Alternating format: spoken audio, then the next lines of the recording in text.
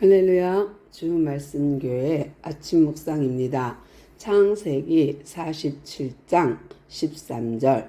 기근이 더욱 심하여 사방에 먹을 것이 없고 애굽 땅과 가나안 땅이 기근으로 황폐하니. 아멘. 이제 겨우 흉년 2년이 지났고 그들이 이제 3년, 4년 되면서 그들이 점점 더 황폐해지기 시작했어요. 땅은 황폐해지고 사람들은 먹을 것이 없고 그러다 보니까 이제 애굽 사람들과 가나안 사람들이 와서 요셉 우리에게 먹을 것 좀 주세요 하고 이제 총리님 먹을 것 좀 주세요 할 때에 요셉이 돈을 갖고 와야 주지. 돈이 없습니다. 그래? 그러면 가축을 갖고 오세요 하니까 가축을 갖고 오는데 그들이 갖고 오는 가축이 다 달라요. 소, 양, 염소, 나귀, 그들이 갖고 오는 가축이 전부 다르지만 그렇다고 해서 소는 얼마, 양은 얼마니까 너는 요만큼만 가져가. 그러면 그 사람들은 우리는 가난해서 소도 없고 양도 요거밖에 없는데 이거 갖고는 우리가 1년을 먹지 못합니다. 그러니까 그러냐? 그러면서요. 일괄적으로 값을 매겨서 소는 얼마, 양은 얼마 이렇게 하는 것이 아니라 그들의 형편에 따라서 요셉이 1년치를 주는 걸 보게 됩니다. 그래서 그들이 그거 가지고 가서 1년 동안 얼마나 먹지? 그러면 그거 양만큼 후하게 주는 모습을 보게 되는데요. 그 가축, 그 집의 가축과 싹 바꿔가게 하면서 그들이 1년 동안 살게 합니다. 그리고 그 다음 해가 되면 또 오지요. 우리에게 이제 가축이 없습니다. 그래? 그러면 뭐가 있지? 네, 우리는 가축이 없고 이제 땅밖에 없고 우리 몸입니다. 응? 그래, 그러면 땅을 받아야지. 그리고 이제 토지를 받고 그것을 또다시 경작하게 하며 그 경작한 세를 받습니다. 그러면서 다 줘요. 종자도 주고 거름도 주고 다 주겠죠. 그리고 농사 짓도록 합니다.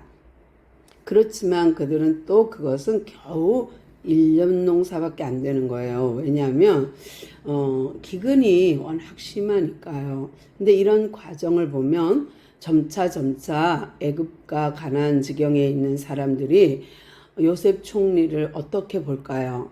정말 은인 중에 은인이라 생각할 겁니다. 왜냐하면 너는 가난하니까 요것만 가져가. 그러면 그 사람들은 아마 도적대로 변하거나 굶어 죽었을 거예요. 그런데 그렇게 하지 않고 부자는 부자대로 1년치를 주고 소는 소대로 1년치를 주고 양은 양대로 1년치를 줘서 그들이 걱정 없이 한 해를 지낼 수 있도록 합니다.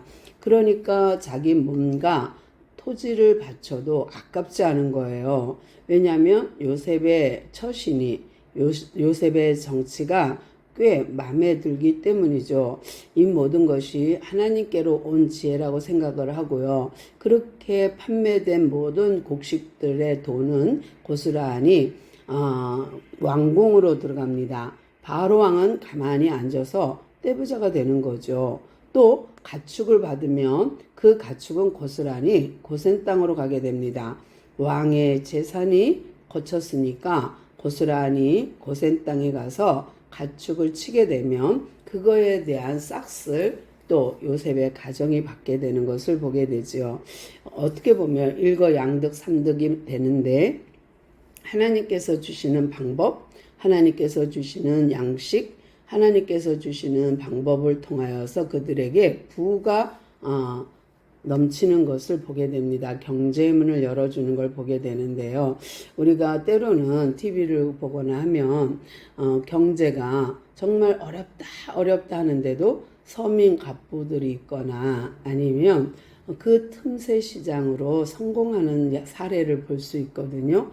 아마도 요셉이 이렇게 풍년 때에 잘 모아두었다가 흉년 때 이렇게 그것도 지혜롭게 돈과 가축과 토지와 사람을 차례차례 순차적으로 곡식과 바꿔주는 거 보면 야박하다, 나쁘다, 어떻게 그럴 수가 있냐 이러지 않고 안 그러면 요셉을 비방하겠죠.